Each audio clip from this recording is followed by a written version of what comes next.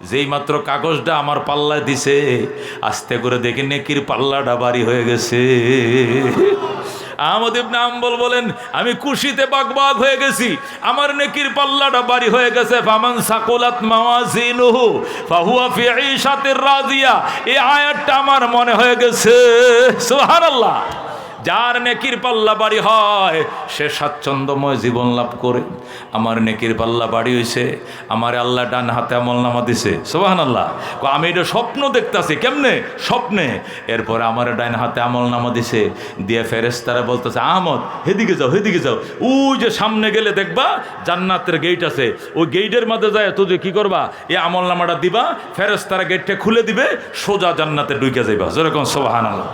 আহমদ ইবনে হাম্বল বলেন, আমি ওই গেটে গেলাম, যাইয়া এখন গেট খুঁজে পাই না। কাউকে জিজ্ঞাসা করতেও ভয় লাগে, শরম লাগে। আমি জান্নাতের টিকিটও পাইছি, নেকির পাল্লা বাড়ি হয়েছে, কিন্তু গেটটা চিনি না। এই জন্য একজনকে জিগাইতেও শরম লাগে, জিজ্ঞাসাও করি না। অনেকক্ষণ মনে মনে ঘুরছি গেটটা পাই কিনা, কিন্তু গেট পাই না। আবার ঘুরে আসছি ওই ফেরেশতার কাছে, আয়া বলছি, ভাই গেটটা তো পাইলাম না, গেট তো পাইলাম না। কাহারে বাবা, একজনকে জিজ্ঞাসা করলে তো পাও। ও সামনে যাও, ওই যে নারকেল গাছ দেখা যায়, ওই গাছের নিচে দেখো একটা লোক বসা আছে, নিচের দিকে মাথাটা নিচু করে বসে রয়েছে। এই লোকটার কাছে যাইবা, যায় সালাম দিবা, সালাম দিয়ে জিজ্ঞাসা করবা, আইনা বাবুল জান্নাহ, জান্নাতের গেট কোন দিকে, দেখায়া দিবে, সোজা জান্নাতে ঢুকে যাইবা। সুবহানাল্লাহ। কোন মেরে বায়া দোস্ত বুজুর্গ আহমদ ইবনে হাম্বল বলেন, আমি ওই গাছের নিচে গেলাম, যায় দিকে একটা লোক নিচের দিকে ছায়া বসে রয়েছে। আমি তাকে সালাম দিলাম, সালাম আলাইকা শেখ, সালাম আলাইকা, সালাম আলাইকা শেখ, সালাম দিলাম। ওই লোকটা আমার দিকে তাকাইলো, তাকায় আমার দিকে তাকায় হাসি দিল। সে যখন আমার দিকে তাকায় হাসি দিল, আমিও তারে চিনছি, সেও মনে হয় আমার চিনে থাকতে পারে। সুবহানাল্লাহ। সে আমার চিনে কিনা জানি না, কিন্তু আমি তারে চিনছি। চিনার পরে বলছে, আইনা বাবুল জান্নাত, জান্নাতের গেটটা কোন দিকে? সে আমারে বলে, তুমি কি জান্নাতের গেট পাচ্ছ না? আমি বললাম, না, আমি জান্নাতের গেট পাচ্ছি না, জান্নাতের গেটটা কোন দিকে? এই কোন দিকে বলার সাথে সাথেই পাঁচটায় কাজা, আমি ঘুম থেকে জেগে গেলাম, আমার ঘুম ভেঙে গেল, স্বপ্ন শেষ। আহারে। ইমাম আহমদ ইবনে হাম্বল বলে, এখন খালি গেটটা দেখায় দিবে আর আমি ঢুকমু, এর মধ্যে স্বপ্নটা কে গেল, ভেঙ্গে গেল। হায় হায়, আমার আহমদ ইবনে হাম্বল বুকের মাথায় থাপাইতেছে, মাথায় থাপাইতেছে, কি সর্বনষ্ট হইল। আইরে, আর 2 মিনিট যদি স্বপ্নটা দীর্ঘায়ী হইতো তাহলে জান্নাতের গেটটা দেখতাম। সুবহানাল্লাহ। আহমদ ইবনে হাম্বল কর, ঠিক আছে, তোরে আমি চিন্না রাখছি বেটা, তোর চেহারাটা আমার মনে আছে, তোরে কোথায় যেন দেখছিলাম, তোর ঠিকানাটা রাখছিলাম, খাতাটা দেখা লই। আহমদ ইবনে হাম্বল ডায়েরি খুলছে, খুললে ওই লোকটার ঠিকানা বাইর করছে, ওরে চিনছে, ওর ঠিকানা বাইর করছে, ওর বাড়ি মিশর। যেরকম সুবহানাল্লাহ। কোথায়? ওনার বাড়ি মিশর। আহমদ ইবনে হাম্বল কয়, সেখান থেকে ওই বাইতুল্লাহ থেকে উট চালাইলাম, মিশরে রওনা করলাম, হেডের খুঁজে বাইর করমু, যে আমারে জান্নাতের গেট দেখায় দেবে।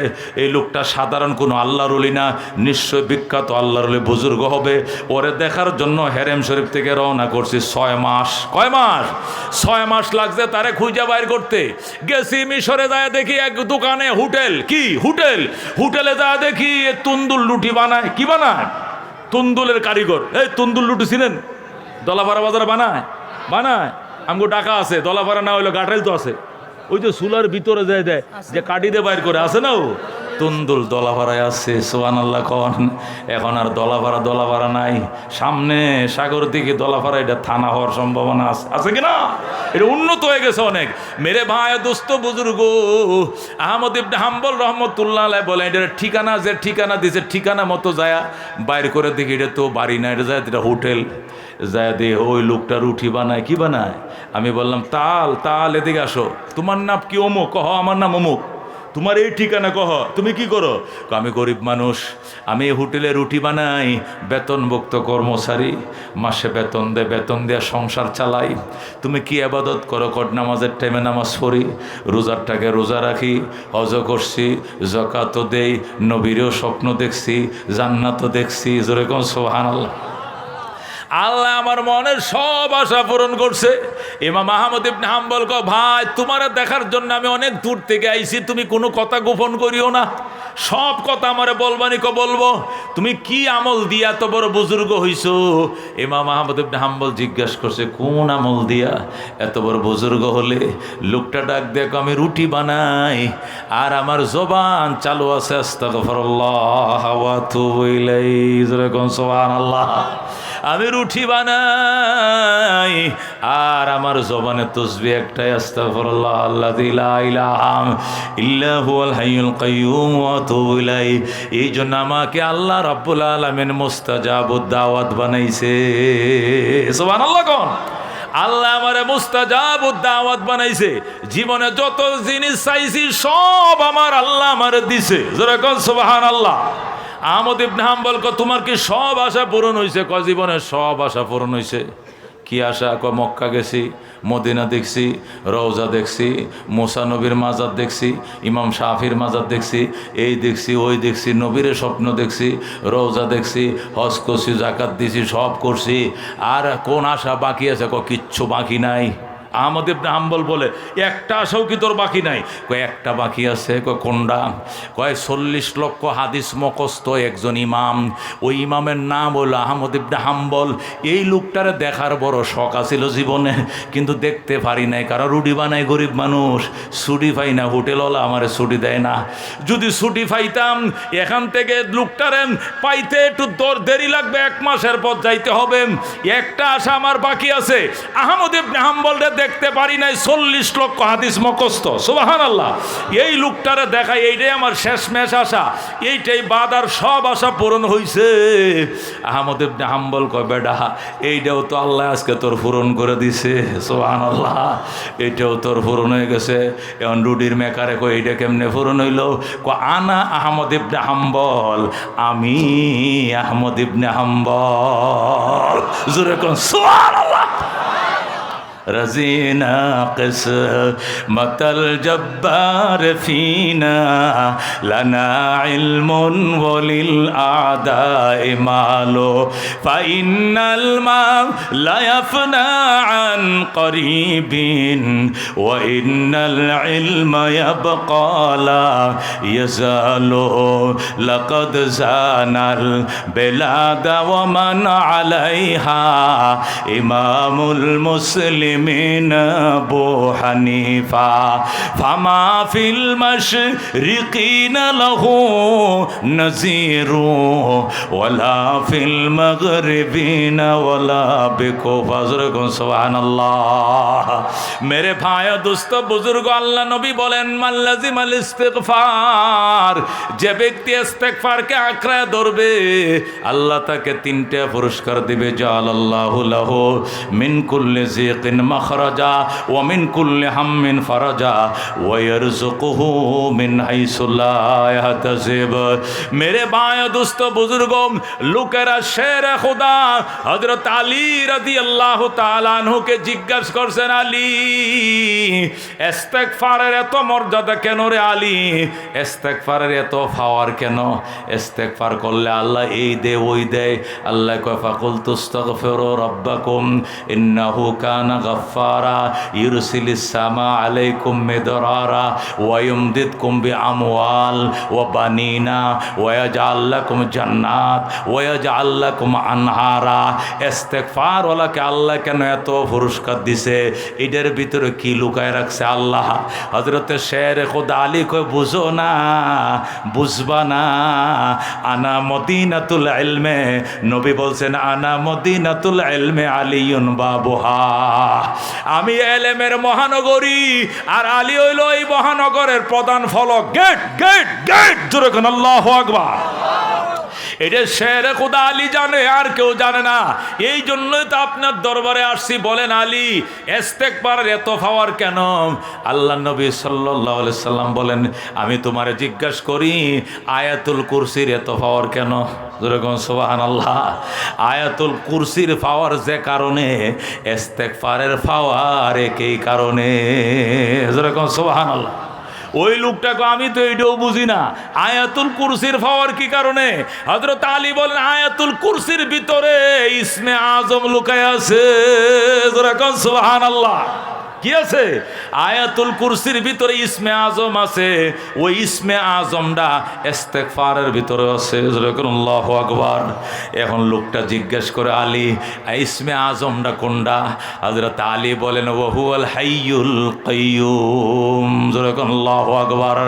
আল্লাহু লা ইলাহা ইল্লা হুয়াল হাইয়ুল কাইয়্যুম, চিরজীবী, এটা হলো ইসমে আজম। আল্লাহু আকবার।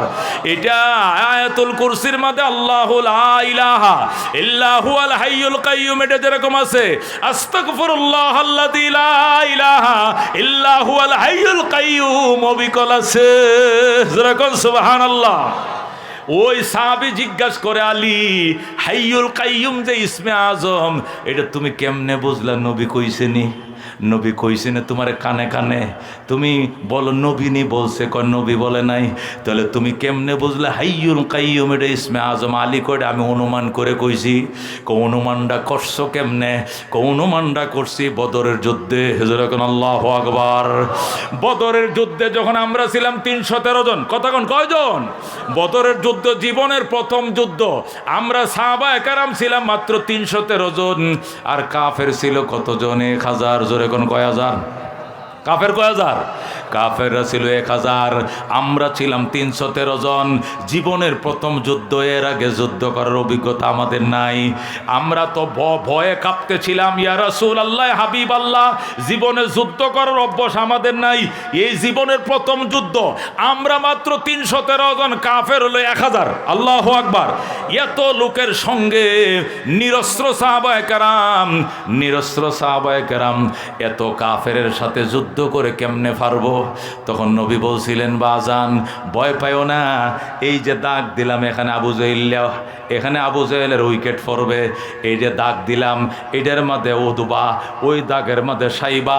নবীজি 70টা কাফের নাম বইলা দাগ দিছে। খোদার কসম, একটাও দাগ ওভারটেক করতে পারে নাই। যার নাম যেখানে বলছে সেখানে তার উইকেট পড়ে গেছে। আল্লাহু আকবার। হযরত আলী রাদিয়াল্লাহু তাআলা আনহু বলেন, আমাদের জীবনের প্রথম যুদ্ধ, এর আগে যুদ্ধ করার অভিজ্ঞতা আমাদের নেই। বদরের যুদ্ধ প্রথম যুদ্ধ, হিজরতের পরের বছর, দ্বিতীয় হিজরিতে। তাছাড়া আমরা মাত্র 313 জন, কাফের হলো 1000। তারা হলো অস্ত্র শস্ত্রে সজ্জিত, আমগর গোঁড়া একটা, আর অস্ত্র টস্ত্র কম, ডাল তরবারি কম।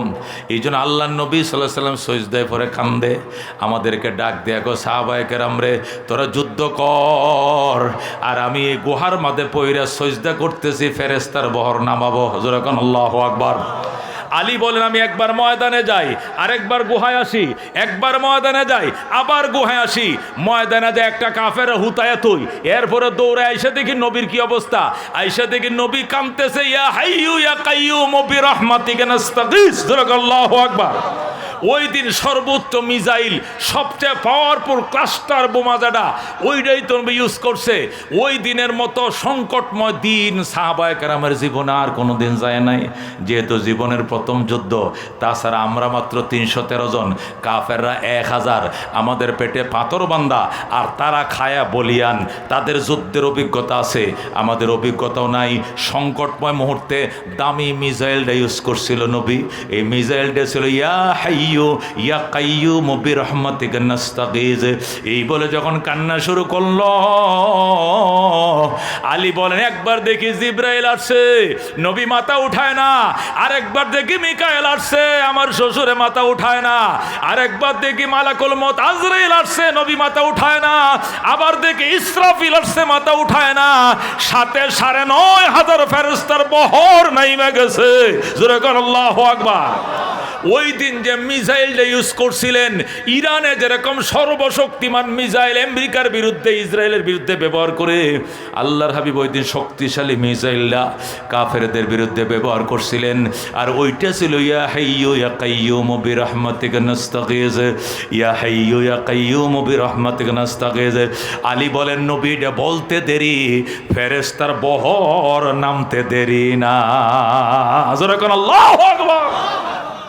ওই দিনে আমি বুঝছিলাম হাইয়ুন কাইয়ুম এটা ইসমে আজম, আর ওই ইসমে আজম দিয়াই আল্লাহ আয়াতুল কুরসি সাজাইছে। আল্লাহু লা ইলাহা ইল্লা হুয়াল হাইয়ুল কাইয়ুম লা তাখুযুহু সিনাতুন ওয়ালা নাওম লাহু মা ফিস সামাওয়াতি ওয়া মা ফিল আরদ মান যাল্লাযী ইয়াশফাউ ইনদাহু ইল্লা বিইذনিহি ইয়ালামু মা বাইনা আইদিহিম ওয়া মা খালফাহুম ওয়া লা ইউহিতুনা বিশাইইন মিন ইলমিহি ইল্লা বিমা শাআ ওয়াসি'a কুরসিয়ুহুস সামাওয়াতি ওয়াল আরদ।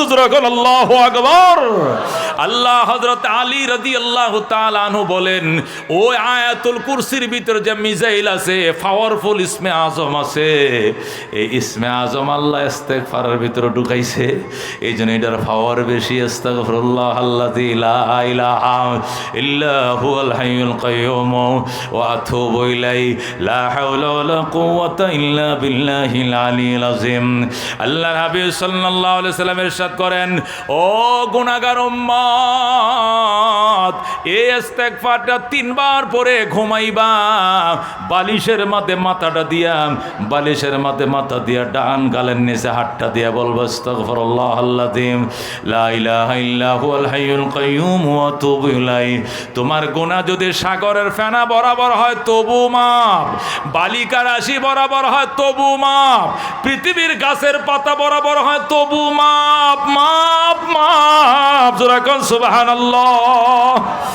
এই জন্য মেরে ভাই দোস্ত বুজুর্গ, আল্লাহ নবী সাল্লাল্লাহু আলাইহি সাল্লাম ইরশাদ করেন, মা আসাররা মান ইস্তাগফারা।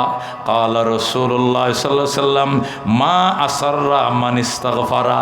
ওই ব্যক্তি সীমা লঙ্ঘন করে নাই, বেশি গুনাহ করে নাই, যে ইস্তেগফার করছে। তার মানে কি, যদিও ডেলি 100 বার তওবা ভাঙ্গে, তবু তওবার কারণে আগের গুনাহ মাফ। যেরকম সুবহানাল্লাহ।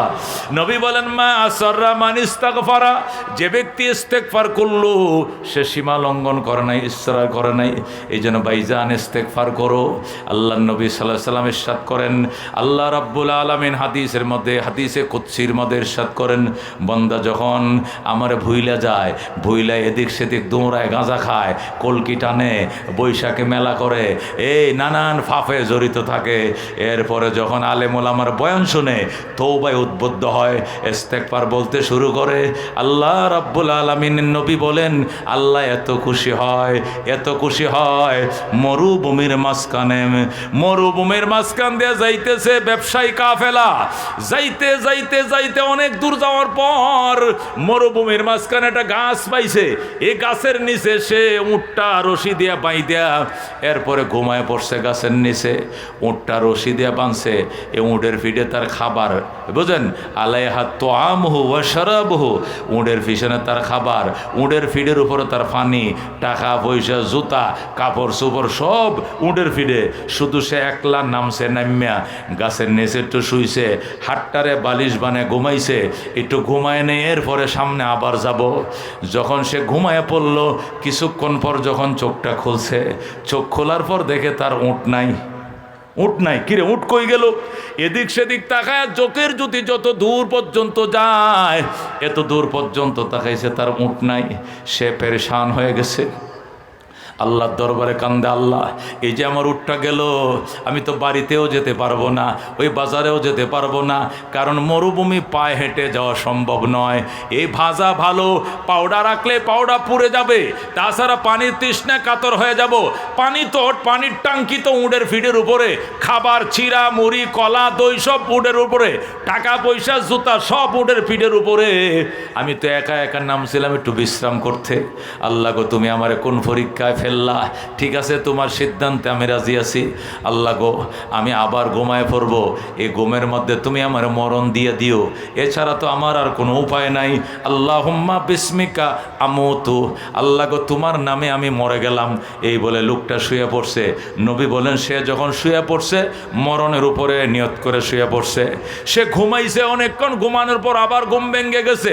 যেই মাত্র ঘুম ভেঙে গেছে, ছায়া দেখে তার উটটা তার শিওরে সমস্ত মাল সামানা নিয়ে আবার দাঁড়ায় রইছে। আল্লাহু আকবার। হাদিসটা বুখারীতে আছে, মুসলিমে আছে। আল্লাহ নবী সাল্লাল্লাহু আলাইহি সাল্লাম বলেন, ওই উটের মালিক লাফ দিয়ে উইটা যখন দেখছে উঁটটা দাঁড়ায় রয়েছে তার পাশে, এখন সে উঁটের ফিটের উপরে উঠছে, উইটা চেক করতেছে খাবার আছে কিনা, দেখে ঠিকঠাক আছে, টাকাটিও আছে, কম্বলও আছে, খাতাও আছে, জুতো আছে, খানা পিনা সিরা মুড়ি কলা সব আছে, পয়সাটিও আছে, ফানিও আছে, সব আছে। এ আল্লাহ দরবে এত খুশি হয়েছে, এত খুশি হয়েছে, আল্লাহরে কল্লা আলহামদুলিল্লাহ আল্লাহ, ও আল্লাহ তোমার কি প্রশংসা করব, আল্লাহ খুশিতে আমার কলিজাটা ভরে গেছে। আল্লাহ আমি তো মরার জন্য রাজি হয়ে গেছিলাম, আল্লাহ তোমার কি শুকরিয়া আদায় করে, আল্লাহ তুমি আমার বান্দা, আমি তোমার খোদা। জোরে কোন আল্লাহু আকবার। সে এত খুশি হইছে, খুশির ছুটে সে কয় আল্লাহ আজকে থেকে আমি তোমার খোদা লাগে, তুমি আমার বন্দা লাগো। বুঝুনি, আল্লাহ বলে হ্যাঁ বন্দা লাগে, আর হ্যাঁ বলে খোদা। সাহাবায়ে কেরাম কই ইয়া রাসূলুল্লাহ, এই যে কথাটা কইলো এটা তো কুফুরি কইছে, নবী কই এটা কুফুরি হইতো না, এটা অতি আনন্দের স্পিরিটে কয়ে লাইছে। যখন আল্লাহু আকবার, এটা কোনো কুফুরি হবে না, কারণ এই হারানো জিনিস যেটা পাওয়ার আশা নাই, এই জিনিসটা পায়া আনন্দের স্পিরিটে আল্লাহরে বন্দা কয়া ফেলাইছে, বন্দারে খোদা কয়া ফেলাইছে। যখন আল্লাহু আকবার। আল্লাহ নবী কই সাহাবায়ে কেরাম, ওই উটের মালিক হারানো উট পায়া যত খুশি হইছে, আল্লাহ তার হারানো বান্দা পাইলে এর চার কোটি কোটি গুণ বেশি খুশি হয়। যেরকম আল্লাহু আকবার। আল্লাহ ডাক দেখ বরদর আমদ বন্দায়ে বগরি খতাব আবরুয়ে খুদ বাসিয়ারি খতা বরদর আমদ।